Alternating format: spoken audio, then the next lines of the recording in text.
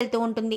ఇంకిక్కడ బాలు కూడా పార్వతమ్మని తీసుకొచ్చి ఇంకా సుమతి ఇటు మీనా ఇద్దరు కూడా పట్టుకుని నడిపించుకుని తీసుకొస్తారు. అంటే బాగా ఎక్కువ జ్వరం ఉండడంతో కళ్ళు తెరవలేని పరిస్థితిలో ఉంటుంది పార్వతమ్మ. గబగబా హాస్పిటల్కి తీసుకువెళ్ళేసరికి డాక్టర్ లోపలికి తీసుకువెళ్ళాలనగానే ఒక్క నిమిషం కూర్చోండి పిలుస్తామనగానే సరే అని కూర్చుంటారు. ఇంకా డాక్టర్ వచ్చేసరికి లోపలికి వెళ్తూ ఉండగా ఒక్కరే రెండు అనగానే నువ్వు కూర్చో అక్క నేను వెళ్తాను, అమ్మ దగ్గర నేనే కదా ఉండాలి, అమ్మ సిచ్యువేషన్ ఏంటో నేనే కదా ఎక్స్ప్లెయిన్ చేయాలి, నువ్వు ఇక్కడ కూర్చో నేను లోపలికి వెళ్తానని సుమతి అయితే పార్వతిని తీసుకుని లోపలికి వెళ్తుంది. ఇంకా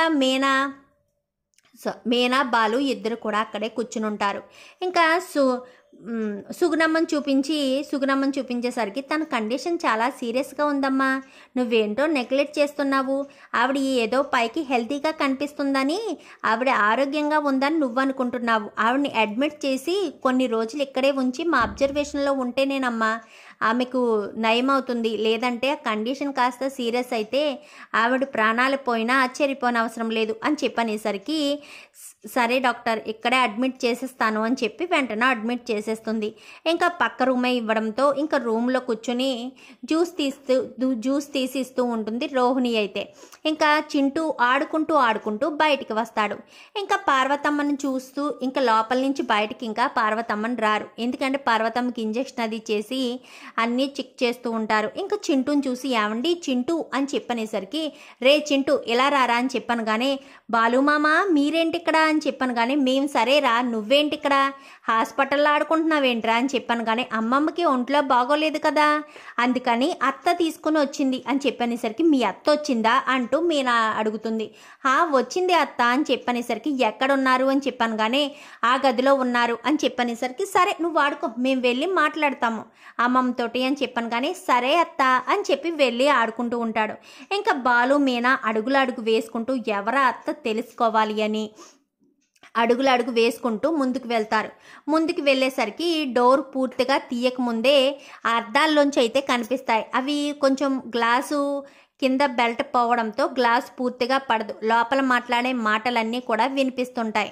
ఏసీ రూమ్ అంటే మళ్ళీ కాస్ట్ ఎక్కువ అవుతుందని నార్మల్ రూమే తీసుకుంటుంది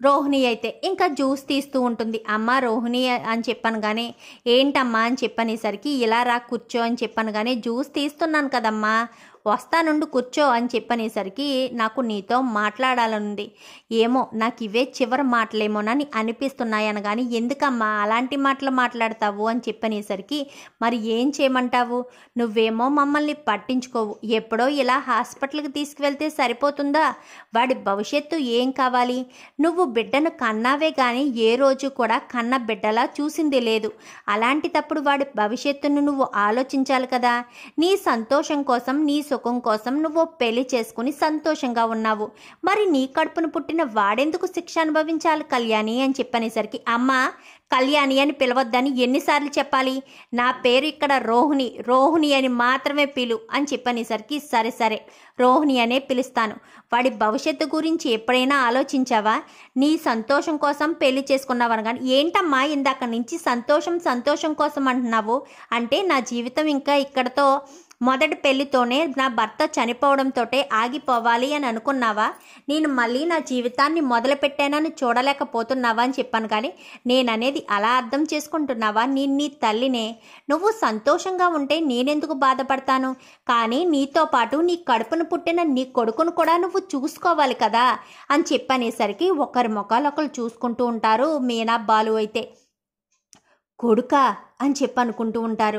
ఇంకా మరి ఎలా చూసుకోమంటావమ్మా, అక్కడ మా అత్తగారు చూస్తే నా కోసం 17 లక్షలు అప్పు చేసి నాతో బ్యూటీ పార్లర్ పెట్టించిందని అందరి ముందు చెప్పేసింది, నన్నేమో మా నాన్నకు ఫోన్ చేసి మలేషియా నుంచి 17 లక్షలు తీసుకురమ్మని మా అత్త గొడవ పెడుతూ ఉంది, నాన్నే లేనిది మలేషియా నుంచి ఎక్కడ తీసుకురమ్మంటావు, నా గురించి ఎక్కడ నిజం బయటపడిపోతుందా అని ఉన్న అమ్మని లేదని లేని నాన్నను ఉన్నాడన్నట్టుగా నేను అక్కడ చెప్పాను, మనోజ్ని పెళ్లి చేసుకుని నా జీవితాన్ని చక్కదిద్దుకోవడం కోసం, ఇప్పుడు కాస్త ఫోన్ చెయ్యి డబ్బులు తెప్పించు అంటుంటే ఏం చెయ్యాలమ్మా, ఎక్కడి నుంచి తీసుకురావాలి, ఏం చెయ్యాలి అర్థం కాని పరిస్థితిలో ఉన్నాను, పోనీ నా దగ్గర డబ్బులుంటే మా నాన్న ఇచ్చాడని చెప్పి ఇచ్చేద్దును, నా దగ్గర డబ్బులు కూడా లేవు కదా, నా పరిస్థితి ఏంటో నీకు తెలుసు, ఊళ్ళో ఉన్న ఇల్లు తప్ప మనకేమీ లేదు. ఆ ఇంటిని అమ్మేస్తే మీరెక్కడ ఉంటారు?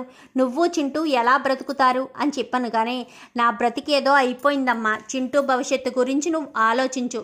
చింటూని నీ ఇంటి కొడుకుగా నీ ఇంటికి తీసుకువెళ్ళాలని. కానీ అలా ఎలా జరుగుతుందమ్మా? అసలు నాకు పెళ్ళయిందన్న విషయమే చెప్పలేదంటే కొడుకుగా నా ఇంటికి ఎలా తీసుకెళ్తాను? ఏ అనాథాశ్రమంలోనే పాడేస్తానులే అని చెప్పాను. కానీ ఏంటి రోహిణి, ఏం మాట్లాడుతున్నావు? వాడు నీ కొడుకే. నీ రక్త పంచుకు పుట్టిన, నీ కడుపును పుట్టిన నీ కొడుకు. నీకు వాడి మీద కొంచెం కూడా ప్రేమ లేదా అని చెప్పాను. కానీ వాడి మీద ప్రేమ ఉందమ్మా. మరి నా భవిష్యత్తు ఏం కావాలి అని చెప్పి ఇంకా అయినా ఈ చింటూ ఎక్కడికి వెళ్ళాడో ఏంటో అనుకుంటూ ఇలా డోర్ తలుపు ఇలా తీసేసరికి ఎదురుగా మీనా బాలు ప్రత్యక్ష కనిపిస్తారు. ఒక్కసారిగా రోహిణి అలా చూస్తూ స్టన్ అయిపోతుంది. ఏంటి పార్లలమ్మా, మీ అమ్మ సుగుణమ్మా, నీ కొడుకు చింటూనా? సరే సరే, అన్నీ అర్థమయ్యాయి. ఇప్పుడు మాట్లాడతావు కదా ఇంటికి వచ్చిన తర్వాత. నేనేమైనా కానీ నీ మొగుడిని ఏమన్నా అంటే నువ్వు వెనకేసుకుని ఎందుకు వస్తున్నావో ఇప్పుడు అర్థమైంది. రేపు ఎప్పుడైనా నీ పెళ్లి గురించి, నీ కొడుకు గురించి, నీ మలేషియా నాన్న లేడన్న విషయం గురించి తెలిసినా సపోర్ట్ చేయాలి కదా. ఆ మాత్రం వాడిని వెనకేసుకు రావాలే అని చెప్పి ఇంకా బాలు అనేసరికి రోహిణి అలా చూస్తూ ఉండిపోతుంది. సుగుణమ్మ కూడా అలా చూస్తూ ఉండిపోతుంది. ఇంకా మీనా అయితే ఏం చేస్తారు, ఈయన నిజాన్ని చెప్పేస్తారా ఏంటి అని టెన్షన్ పడుతూ ఉంటుంది. ఇప్పుడు బాలు ఎలాంటి నిర్ణయం తీసుకుంటాడు? రోహిణి గురించి ఇంట్లో చెప్పేస్తాడా? రోహిణి గురించి ఇంట్లో తెలియాలి అని మీరు అనుకుంటే కామెంట్లో ఎస్ అని టైప్ చేయండి. వీడియో కనుక మీకు నచ్చినట్లయితే వెంటనే లైక్ చేయండి, ఛానల్ని సబ్స్క్రైబ్ చేసుకోండి. పక్కనే ఉన్న బెల్ సింబల్లో ఆల్ పై క్లిక్ చేయండి. ఇలా చేయడం వల్ల అందరికంటే ముందుగా చూడవచ్చు.